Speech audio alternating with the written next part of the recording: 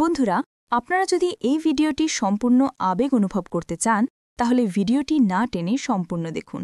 বন্ধুরা, আমার নাম হলো অর্জুন। আমি ক্লাস 8-এ পড়ি। আমার বাবার নাম হলো সুদীপ। তিনি একটি ছোট হার্ডওয়্যারের দোকান চালান। আমার মা রিমা বেশিরভাগ সময় শান্ত থাকেন, কিন্তু মাঝে মাঝে তার মেজাজ খুব খিটখিটে হয়ে যায় এবং তিনি অদ্ভুত আচরণ করেন। একদিন রাত তখন প্রায় 11টা বাজে। মা খুব অস্থির হয়ে উঠছিলেন। বাবা তাকে শান্ত করার চেষ্টা করছিলেন, কিন্তু মা তার সাথে উচ্চস্বরে কথা বলছিলেন। আমি ঘরের বাইরে থেকে সব শুনছিলাম। আমি চুপচাপ দরজার কাছে গিয়ে দেখি মা খুব রেগে আছেন আর বাবা চুপচাপ সোফায় বসে আছেন। কিছুক্ষণ পর বাবা ঘর থেকে বেরিয়ে এলেন। বাইরে এসে আমাকে দেখে বাবা ক্লান্ত স্বরে বললেন, অর্জুন, আজ রাতে আমি তোমার মায়ের সাথে ঘুমাতে পারবো না। ওর মেজাজটা আজ একটু বেশি খারাপ। যদি তোমার ঘরে একটু জায়গা দাও তাহলে আমি ওখানেই ঘুমাতে চাই। কাল সকালে দোকানে অনেক কাজ আছে। আমি অবাক হয়ে বাবার দিকে তাকিয়ে রইলাম। এত রাতে বাবা কখনো আমার ঘরে ঘুমাননি। তার চোখে ক্লান্তি আর কণ্ঠে এক ধরনের ভারী ভাব ছিল। আমি কিছু বললাম না, চুপচাপ মাথা নাড়লাম। বাবা আমার ঘরে এসে বিছানার একপাশে চুপচাপ বসে পড়লেন। জানালার বাইরে তখন হালকা বাতাস বইছিল। চারদিকে এক অদ্ভুত নিঃশব্দতা। মনে হচ্ছিল পুরো বাড়িটাই যেন গভীর কোনো রহস্যে ঢেকে গেছে। বাবা নিঃশব্দে বললেন, অর্জুন, আজকের রাতটা একটু অন্যরকম। তোমার মাকে আমি একা রাখতে পারিনি, আবার ওর ঘরে থাকা আমার পক্ষে সম্ভব হচ্ছিল না। আমি কিছুই বুঝতে পারছিলাম না। কেন যেন মনে হচ্ছিল আজকের রাতটা শুধু অস্থির নয়, এর পেছনে লুকিয়ে আছে আরও অনেক কিছু, এমন কিছু যা আমি এখনও জানি না। বাতাসের শব্দে জানালার পর্দা নড়ে উঠছিল, আর আমার মনে হচ্ছিল এই রাতটা হয়তো আমার জীবনের গল্পটাই বদলে দেবে। তারপর বাবা ধীরে ধীরে বিছানায় শুয়ে পড়লেন। আমি চুপচাপ বসে থাকলাম, ভাবছিলাম বাবা তো ঘুমিয়েই পড়েছেন, তাহলে আমি একটু মোবাইলটা বের করি। আমি আস্তে করে মোবাইলটা হাতে নিলাম। তখন স্ক্রিনে আলো জ্বলে উঠতেই ঘরের এক কোণ যেন হঠাৎ আলোকিত হয়ে গেল। মনে হচ্ছিল নীরবতার মধ্যে এই আলোটা যেন খুব বেশি কিছু বলে দিচ্ছে। আমি আমার পছন্দের ভিডিওগুলো দেখতে শুরু করলাম। স্ক্রিনে চলতে থাকা দৃশ্যের সাথে সাথে আমার মনও ডুবে যাচ্ছিল অন্য জগতে।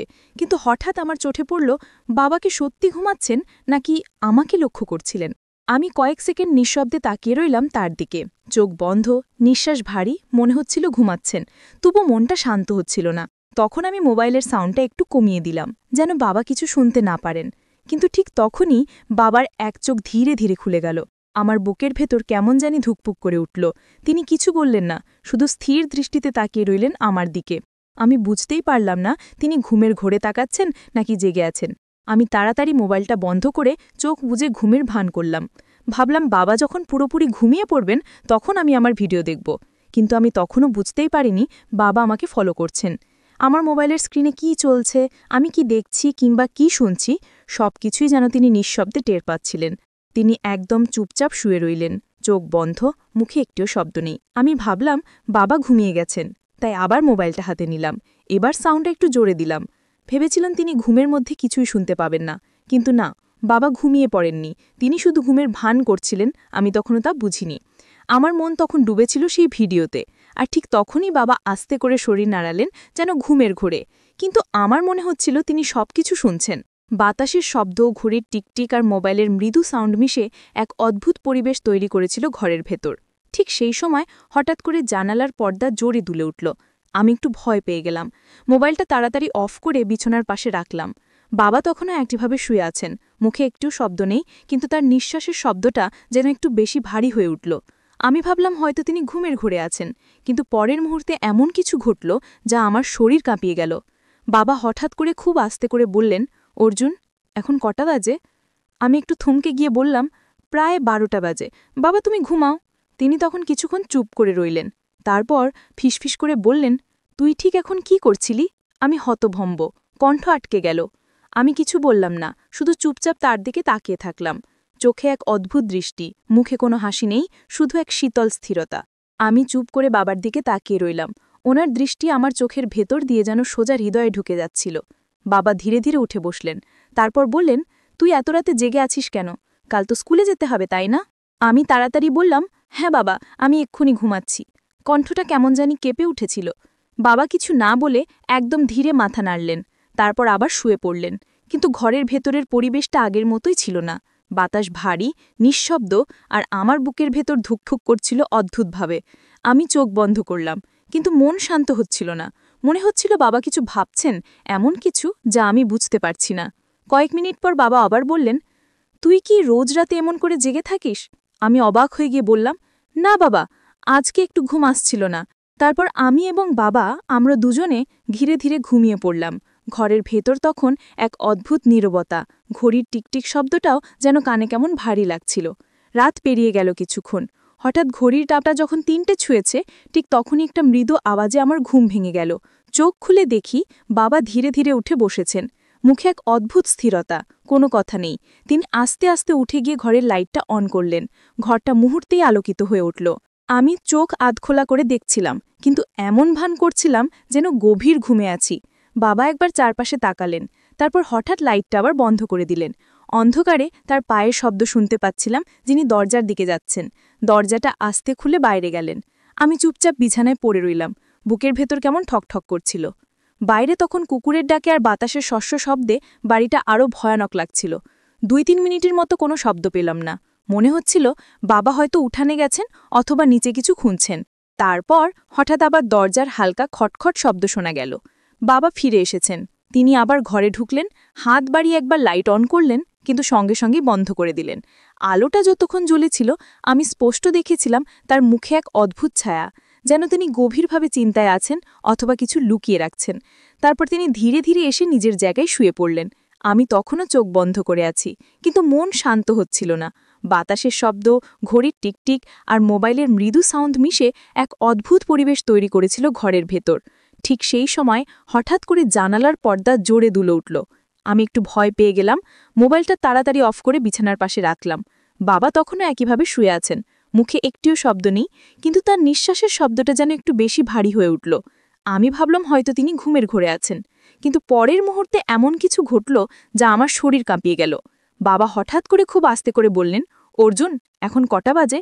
আমি একটু থমকে গিয়ে বললাম, প্রায় 12টা বাজে বাবা, তুমি ঘুমাও।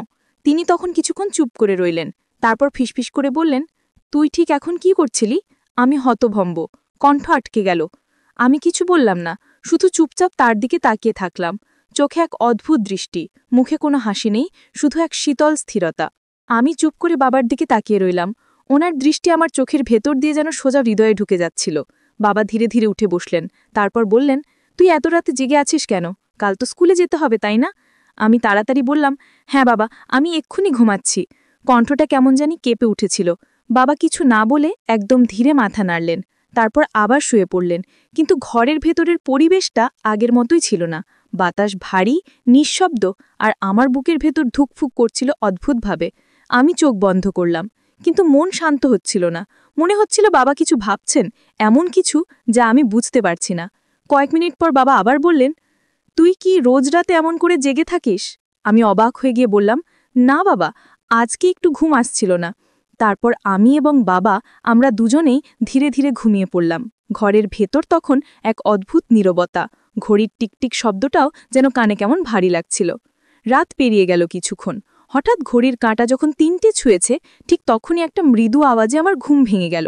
চোখ খুলে দেখি বাবা ধীরে ধীরে উঠে বসেছেন, মুখে এক অদ্ভুত স্থিরতা, কোনো কথা নেই। তিনি আস্তে আস্তে উঠে গিয়ে ঘরের লাইটটা অন করলেন। ঘরটা মুহূর্তেই আলোকিত হয়ে উঠল। আমি চোখ আধখোলা করে দেখছিলাম, কিন্তু এমন ভান করছিলাম যেন গভীর ঘুমে আছি।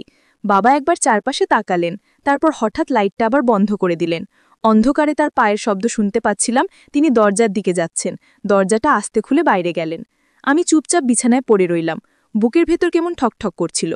বাইরে তখন কুকুরের ডাকে আর বাতাসের শস্য শব্দে বাড়িটা আরও ভয়ানক লাগছিল। ২-৩ মিনিটের মতো কোনো শব্দ পেলাম না। মনে হচ্ছিল বাবা হয়তো উঠানে গেছেন অথবা নিচে কিছু খুঁজছেন। তারপর হঠাৎ আবার দরজার হালকা খটখট শব্দ শোনা গেল। বাবা ফিরে এসেছেন। তিনি আবার ঘরে ঢুকলেন, হাত বাড়িয়ে একবার লাইট অন করলেন, কিন্তু সঙ্গে সঙ্গে বন্ধ করে দিলেন। আলোটা যতক্ষণ জ্বলেছিল আমি স্পষ্ট দেখেছিলাম তার মুখে এক অদ্ভুত ছায়া, যেন তিনি গভীরভাবে চিন্তায় আছেন অথবা কিছু লুকিয়ে রাখছেন। তারপর তিনি ধীরে ধীরে এসে নিজের জায়গায় শুয়ে পড়লেন। আমি তখনও চোখ বন্ধ করে আছি, কিন্তু মন শান্ত হচ্ছিল না।